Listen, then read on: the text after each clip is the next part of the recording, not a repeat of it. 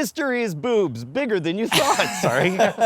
Best boobs in history. I mean, if it was titled that, I think the Modern Rogue would be ranking very, very high. We would also lose whatever credibility we have. It's true. It's worth it. A lot of companies I've worked for seem to think that way.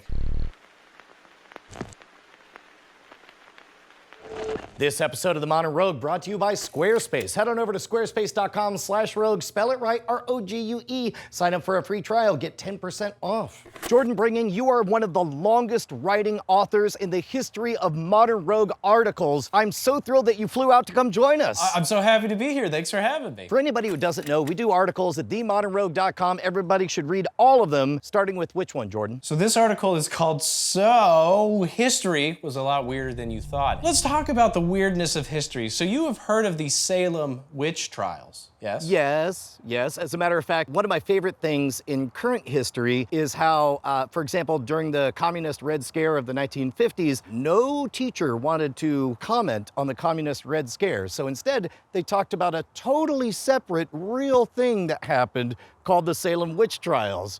Unrelatedly, it seems like a lot of places are covering stories about a totally unrelated topic to nowadays called the Satanic Panic of the 1980s and 90s. That's funny.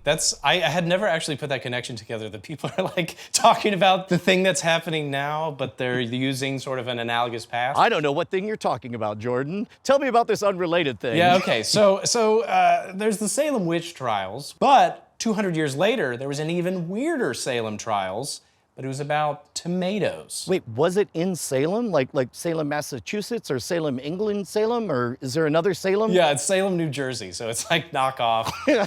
Hey, hold on. Jordan, I know you're physically right here with me at the property, but of course. I may have misheard you. It was almost like you said that they put tomatoes on trial, and we're talking about what timeline at this point? This is 1820, so this is like post-Revolutionary War. Theoretically, we know some things. This is post-spaghetti, post-pizza, post-lasagna. I'm pretty sure Garfield is about to be published. Yeah, but you never know, man. So it never hurts to put some things on trial. So here's what happened. The basic gist was around this time, it was generally just widely accepted, at least in America probably, that, or at least in New Jersey, that eating tomatoes could kill you. And there was actually some basis to this because everybody ate off of pewter plates, and the tomato juices, when it mixed with a pewter plate, actually released the lead. So people were eating lead and being like, this tomato's killing me. Oh, okay, my mind just got a little bit blown because I remember people being afraid of tomatoes, but I thought, well, surely eventually somebody ate one and it was fine. I had never heard that there was any basis for it whatsoever. I thought it was pure hysteria. Yeah, I mean, I think it's kind of that thing like, you know, the discovery of the germ or whatever, where there's sort of, there's an extra layer to the issue, but they're not inherently wrong, that like, it's good to wash your hands even if you don't understand why. It's like that kind of thing. Like in Greek history, I think it was Herodotus said, hey, keep your springs clean and don't poop in them. Rough translation, I'm pretty sure is almost exactly right, but it took till the early 20th century where somebody was like, hey, all these pregnant women who are dying in labor, I think we should wash our hands. And everyone's like, no, you're crazy. Yeah, right. So it's a very similar thing. So theoretically, you know, there's some basis, just like how witches are probably real. So there was a farmer, right? Robert Gibbons Johnson. The only way he sounds more like a porn star is if it's Robert Gibbous Johnson. He was a porn star / gentleman farmer. And he decided that he really wanted to sell all these tomatoes he made. So he goes to the courthouse with a big old literal bushel of tomatoes. And he's like, guys, I'm gonna eat these. And so a bunch of people gathered around because this is 1820. There's no Breaking Bad. So watching a guy maybe die eating tomatoes, it's like, it's like the height of entertainment during this time because like nobody had anything else to do. But what's really funny about it to me is that he actually brought a doctor with him. He was not 100% sure that he was gonna live. Oh, wait a minute. Are you sure that that's not a little bit of like, you know, you're gonna do a quote unquote dangerous stunt so you have a bunch of doctors around, but he was genuinely nervous? I guess I'm not 100% sure, but I would think that the purpose of it is to convince people that tomatoes are 100% safe, right? So you don't want to amplify the evil Knievelness of it too much. You don't want to be like, I'm the only one who can survive tomato eating. He says this line before he eats it. I'm actually going to pull up my phone and read it because it's the most epic thing anybody has ever said before eating a tomato. So he stands up, he grabs his big juicy tomato. All the people are like, man, he's going to die. This is going to be awesome.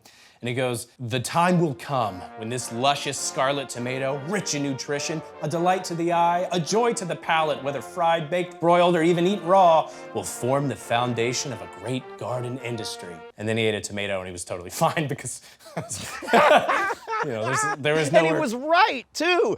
Smash cut to lycopene and again Garfield and his lasagna. Right. I mean, yeah. He wasn't wrong, but it's just funny how much like ceremony there was, and then at the end of the day, you're walking home after the event, you're like, I guess we just watched a guy eat a tomato. Like that was our afternoon. Is there any record of whether or not he sold some afterwards? Oh, I don't know.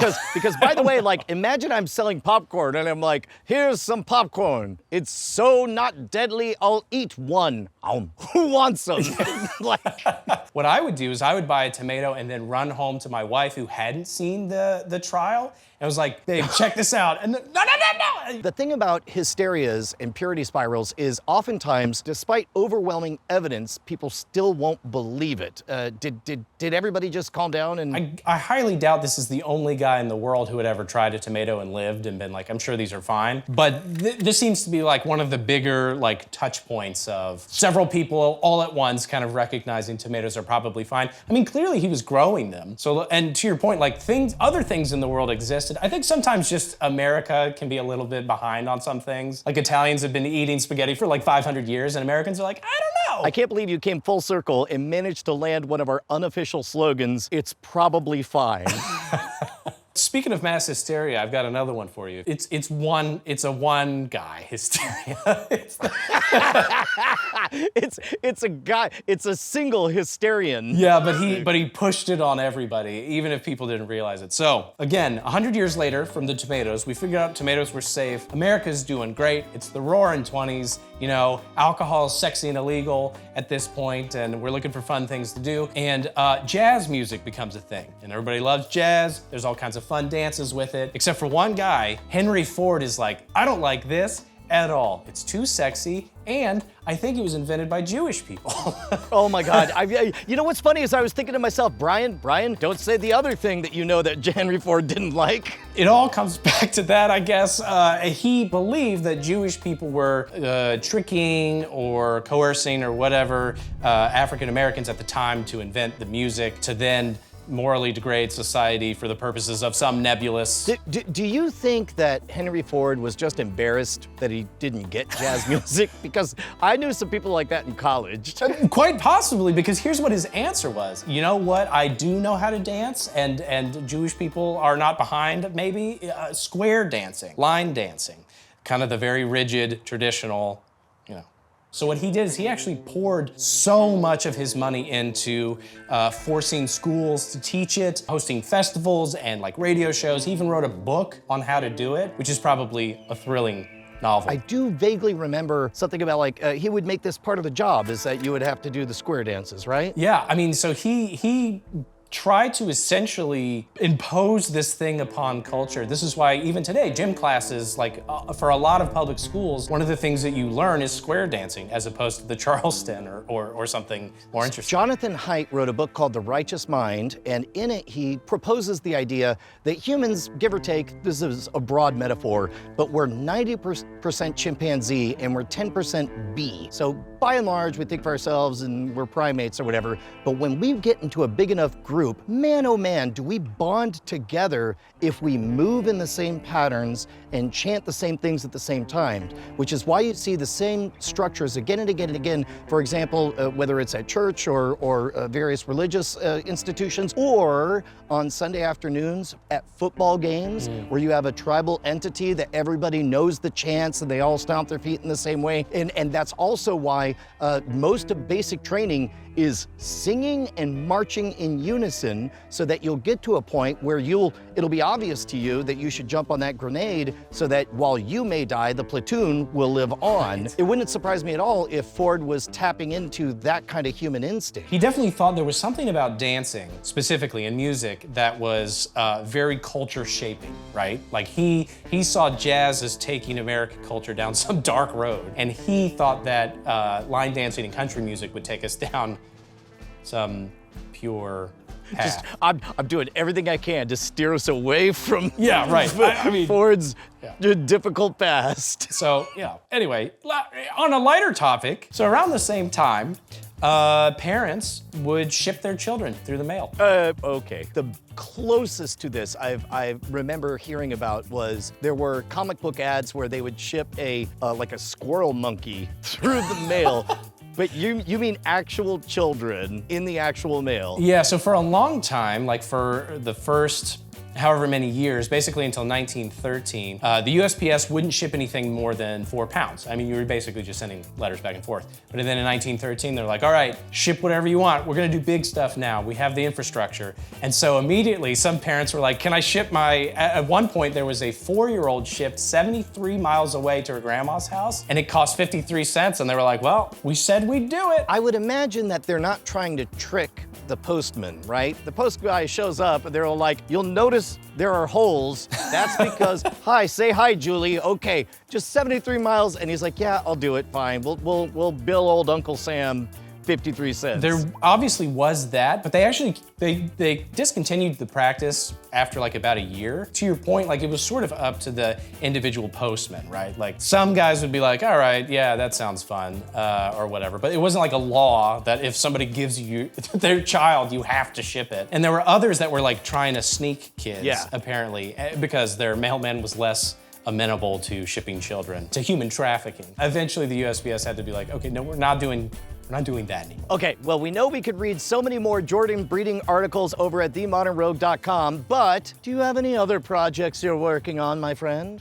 Yes. I've got my own channel now, so it's Dr. Jordan Breeding, and we're doing a couple of different things, but the main one is that I will be put into some kind of compromising position and watch an entire film series. So we've already done Sharknado. They're super long videos, and it's so hard to make, and I shouldn't do it, but I am. But you can't stop yourself. Bryce, I'm starting to think that the world is moving kind of fast. Beep, beep. I'm thinking that you could go from idea genesis to a multi-billion-dollar brand very, very quickly. But you know what I worry about? What? Draculas. Ah! No, don't actually.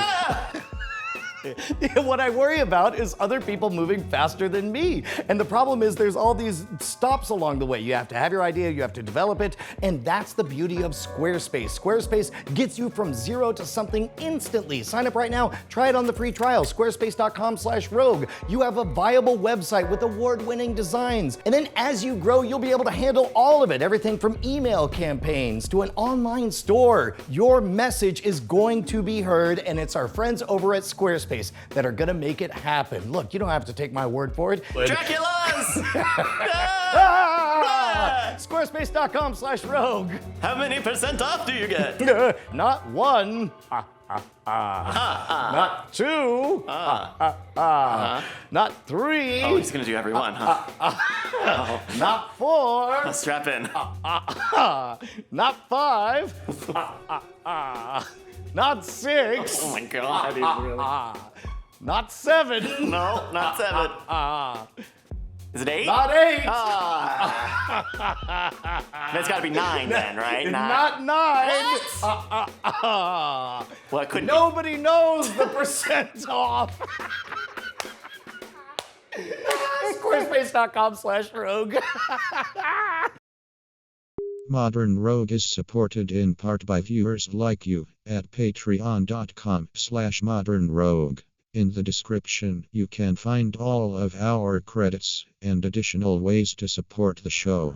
Just before we started recording live here in person, I found out that you hadn't watched Primer. In the comments, if you would like to help me bully Jordan into watching Primer and having a discussion about it, just post something. I don't watch enough movies.